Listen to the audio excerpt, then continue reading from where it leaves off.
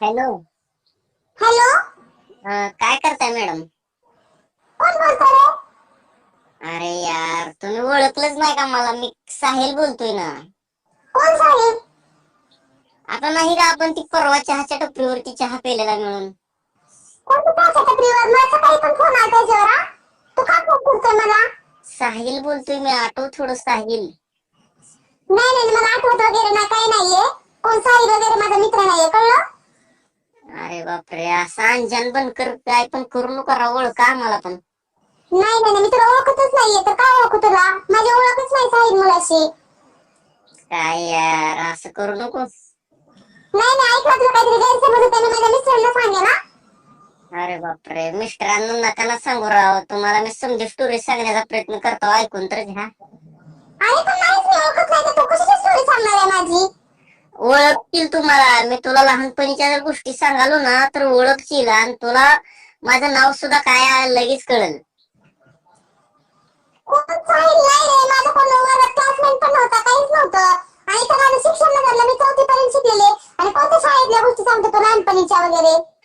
अगं, आपण नव्हतो का शाळेच्या पहिल्याच बाकड्यावरती बसायचो.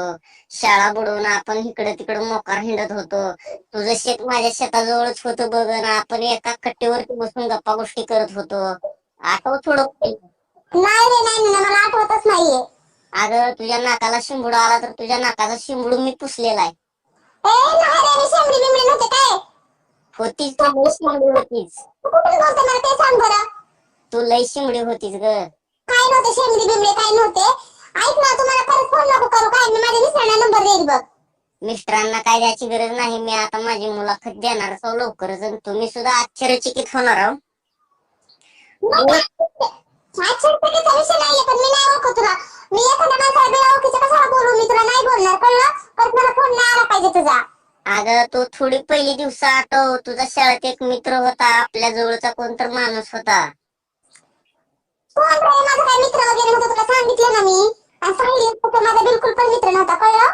अगं, तू एक दिवस मला सोडून राहत नव्हतीच. आपण दोघ जण एकत्र शाळेला जात होतो, आणि तुझ्या ती छोट्या छोट्या मैत्रिणी सुद्धा मस्त राव एन्जॉय लाईफ करत होती. तुझं नाव काय साहिल आहे का? सांगतो ना राव, मी नाव पण सांगतो समजा, पण मला लय खूप भीती वाटत होती बरं का कॉल करायला. नाही नाही ऐक ना, मला जास्त नाही बोलत तुझ्यासोबत, सांग लवकर काय ते. नाहीतर मी फोन कट करून तुझा नंबर ब्लॉक लिस्टला टाकेन, कळलं? अगं, लहानपणी तू सोडून राहत नव्हती. एखादा मोठा सण आला तर रक्षाबंधनच्या दिवशी तुम्हाला हक्कानं माझ्या हातात राखी बांधत होतीच. आठव थोडं. अरे तू नंदू बोलतोय का? हा, मी नंदूच बोलतोय. मग तू साहिल कसं म्हणतोय मला? केली जरा गंमत, म्हणावं काय चालू आहे काय नाही बघावं म्हणलं, ओळख आपल्याला. फोन आल्यावर मला आता. अगं, किती बी दिवस झालं तर मुलं विसरू शकत नाही, तर पण मुली लगेच विसरून जाते त्या बरं का लग्न झाल्यावर. अरे कोण भावाला विसरत असतं का, सांग बरं तू. विसरले नाही, पण मीच म्हणलं आता चला काय चालू आहे बहिणीचं बघावं कॉल करून. अरे यार, लय भारी वाटलं बरं का. काय म्हणतो मग? काय चाललं तुझं? काय लग्न वगैरे झालं का नाही तुझं? लग्न झालं ना, लग्न होऊन आता 3 वर्ष झाली. भारी भारी. काय मुलं वगैरे आहेत का नाही तुला? 2 पोरं आहेत की मला. लय पोराचं मागं फिरायचं रे तू. पहिलं काय आरमुठी डोसक्याचं, शाळा कमी जायचं पण फिरायचं जास्त. त्या शेजारच्या नदीचं काय चाललंय मग? नंदीचं काय, नंदीला कसनुगी पोरग्या असत्या गावातच अजून. काय लग्न वगैरे झालं का तिचं आणखीन? ती लग्नच करणार नाही, असंच मोकार हिंडणार आहे. तुला लय आवडायची बघ ती तर. आवडाचे पण काय, आता समजा विषय मिटला, माझं पण लग्न झालं. आता बोलतो का मग दोघं जण तुम्ही? अजिबात नाही, विषयच नाही ती. अरे यार. आता काय, बायको मला खराट्यानं मारेल की. नाही नाही, तुला लय मारलं पाहिजे बायकोनं तुझ्या, कारण तू लय पूर्वाच्या मागं फिरायचंच बघ. पण पहिले दिवस गेले बरं का, पहिले दिवसच काय वेगळे होते. आणि ऐक की, त्यांनी सांगितलं होतं बघ मी जाऊन, ते नंदूला लय आवडतेस म्हणून. सांगितलं होतं, पण काय आता पर्याय नसल्यामुळं समजा अवघड झालं. बरं जाऊ दे, सोड त्या नंदीचा नाद. लय आवडायची बघ तुला मनापासून.